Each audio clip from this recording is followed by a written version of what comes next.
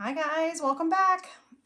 Hopefully this is going to turn out okay. I have my camera flipped so you guys can read the words when I video it and don't do it live. I have to do it this way. So hopefully this is going to work out. But as promised, I came back so I can show you how I heat pressed this shirt that we inked on the Facebook Live. So I went ahead and took it out of the ink mat that I had it on. And now all I need to do is make sure that it is dry all the way.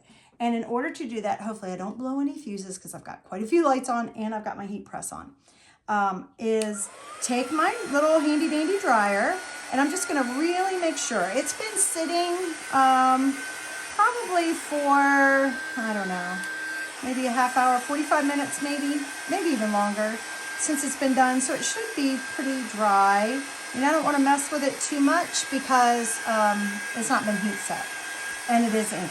But it feels pretty dry. It's a thin fabric. It's not super thick, so I think it's pretty dry. So that's the whole main thing with heat pressing on a fabric. You want to make sure that you have everything dry. Okay? So I'm just double checking that. I'm just speeding up the process a little bit. Normally, if you're doing it and maybe if you're using an iron or a heat press and you don't have a tool, maybe let it sit 24 hours. Take it off of the back, or whether you have it on an ink mat or a piece of cardboard, take it off carefully because your ink is wet.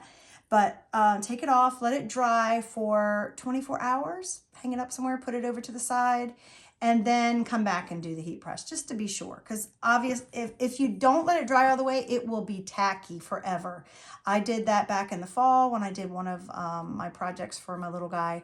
Did not let it dry all the way, or something happened with the drying process and it just never seemed to, I just couldn't get it where it wouldn't be tacky. So I have a little heat pad right here underneath my shirt instead of an ink mat. I have a heat pad there and I put it in between the two layers, and that is just going to help heat the underside as well as protect again with the ink.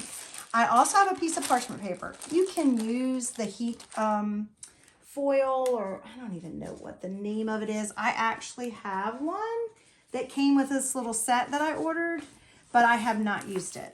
It's like a Teflon or something, I think, but it can get ink on it and I don't know how it can clean up. So I just use parchment paper. It's cheap, can replace it easily, and obviously I can find it. So I usually just place that on top of it. Now, as I mentioned, I have my handy dandy heat press. It's very hot. I've already turned it on. I have it set at 330 because it comes with a little cheat sheet to tell you based on the material what you should do. I have it at 330 degrees and for 30 seconds. So it's already heated up. It's been sitting over here heating up before I came on, and it is ready to go. So now all I'm going to do is place it right on here and then hit the start button, and it starts counting down. And it does say you should move it a little bit. I don't know if you really need to, but I'll do it just to be sure. And this size transfer an image that I made fits perfectly under here, so I don't have to like move it around and go a bunch of different spots. If you have an iron, you would probably have to do that. So, you know, move it to different sections, but 30 seconds is pretty quick. It's almost done. So it should be ready to go as soon as I'm done. And there we go. I'm telling you guys, this is the best thing since sliced bread. Okay, so I'm gonna take my parchment paper off. You can tell I've used that many times before. And then I'm just gonna, it's actually pretty hot. Ooh, I am going to touch it. If it feels smooth and not tacky, then I know I am done. My heat press worked and my image is now permanent. Now, a lot of the, some of the directions or hints or projects will tell you to turn it inside out and do the backside too. I don't necessarily think that's 100% essential, but if you want to, just to be sure, you can see it comes through just a little bit. I'm not super duper worried about it. I could even just go throw this in the dryer for like 10 minutes and then it would be for sure both sides. I'm just going to set it on here since I have the heat press and it's super duper easy. We'll just go ahead and do it.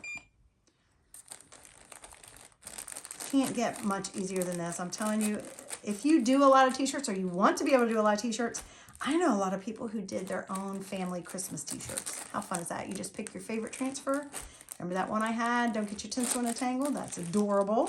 Would have made a great Christmas pajama t-shirt or family Christmas t-shirt. And just, these things are great. And you might even be able to find one used on Marketplace. There you go. A lot of people get into crafts and then don't follow through with it. I'm just going to turn that off. It even comes with a little, I can't show it because I don't want to pick it up, but it's a tray like that it sits in so the heat, while it cools off and while it heats up. And then this is all done and ready for me to either wear, which I may do this weekend, or just to show y'all. There you go. That's it. Easy peasy. All right, guys.